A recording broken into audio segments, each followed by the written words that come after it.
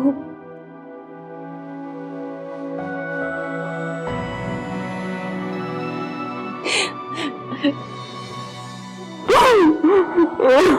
सब्र करो बेटा, सब्र करो। अल्लाह की रजा के सामने इंसान बिल्कुल बेबस होता है। ये सब कैसे हो गया? पता नहीं ये सब मेरे साथ कैसे हो गया अब्बू। मैंने तो कभी किसी का बुरा भी नहीं चाहा, फिर मेरे साथ क्यों?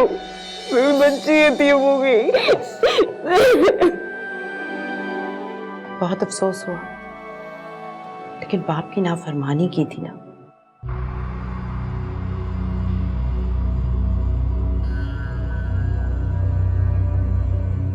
अगर तुमने हमारा कहा माना होता ना, तो आज ये दिन ना भुगतना पड़ता। भुगतो। ये कैसी बातें कर रही हैं आप? आपको अंदाजा है इस वक्त उस पर क्या गुजर रही है?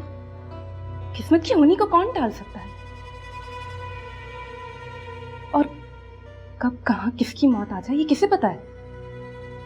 ठीक है, लेकिन ये तो पैदाइशी सब्ज कदम है ना।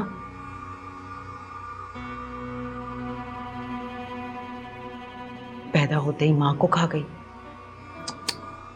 और अब शौहर। आप अफसोस करने आई हैं या जख्मों पर नमक छिड़कने? मैं तो यहाँ आना ही नहीं चाहती थी, तो सुफियान मुझे जबरदस्ती लेकर आए कि रिश्ता ऐसा है और तुम चलो। हम तो वैसे ही इससे सारे रिश्ते तोड़ चुके हैं, बल्कि हम क्या तोड़ चुके हैं, तो खुद आसिम के लिए हम सबको छोड़कर आ गई थी। खामोश, ये वक्त नहीं है इस किस्म की बातें करने का। मुझे चुप कराते रहिएगा। अपनी बेटी को ना देखिएगा जो अपनी नासमझी की वजह से जवानी में बेवा हो गई है।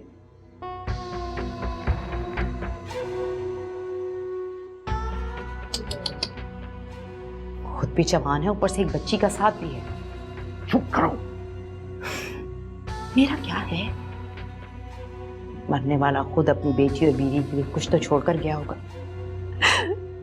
मेरे ख्याल से हमें यहाँ से चले ही जाना चाहिए। मैं भी यही कहने वाली थी। अगर अफसोस हो गया है तो चले। बेटा, अपना ख्याल रखना बेटा। अल्लाह तुम्हें सब्र दे।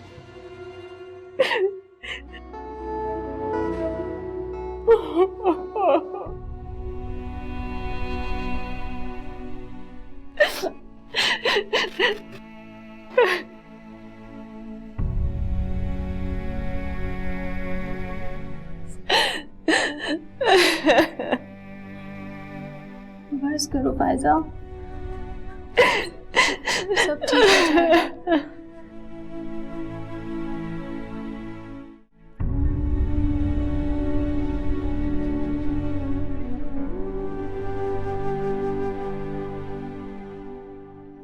कितनी जालिम औरत हो तुम। किसी के दुख का जरा सा भी एहसास नहीं होता तुम्हें।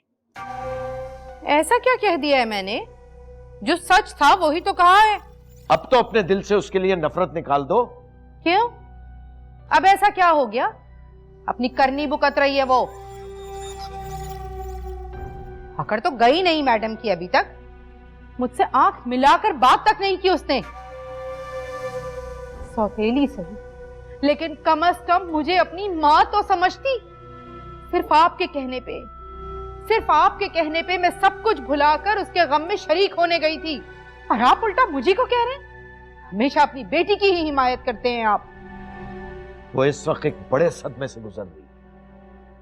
उसे तो अपना भी होश नहीं है। हा, लेकिन ये होश है उसको कि कब किससे कैसे मिलना है। ऐसे मौकों पर तो इंसान दुश्मन से भी गले मिल लेता है,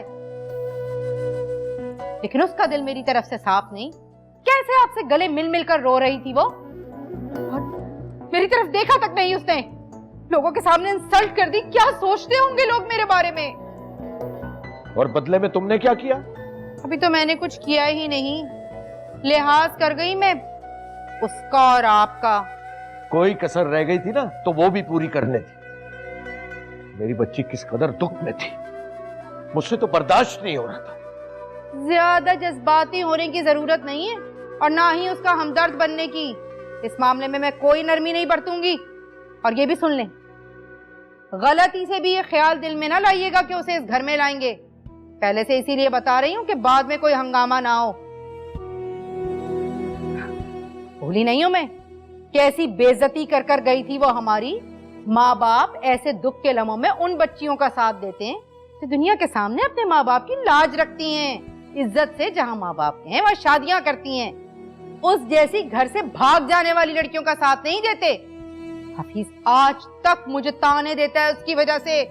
मेरा खानदान मेरे पीठ पीछे बातें बनाता है। कितनी इंसल्ट हुई है मेरी, मैं भूली नहीं हूँ, कभी माफ नहीं करूंगी उसे मैं। तुमसे बहस में कौन जीत सकता है? प्लीज खामोश हो जाओ, मैं पहले ही बहुत परेशान हूं।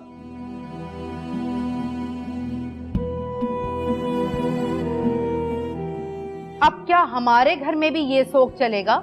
जाओ यहां से, मुझे थोड़ी देर के लिए तनहा छोड़ दो।